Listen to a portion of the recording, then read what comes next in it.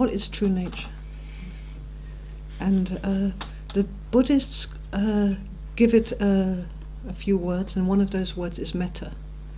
And metta means loving kindness. But it's not really loving kindness, it's a bad translation. It's a kind of very, very sweet friendliness and care and benevolence, which you find in nature. You find it in the earth, you find it in animals, you find it in the universe. And you find it, funnily enough, also in humans. And when we're out of alignment with true nature, we suffer. And part of our conditioning is really distracting us from this nature that we have, this incredible power and resource, this beauty, this ability to witness beauty, to live in the miracle of being here, alive together,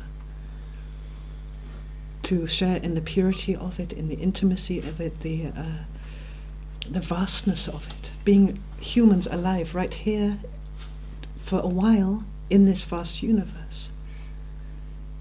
The layer of personality, our behaviors, our patterns, our moods, is awakening to our true nature.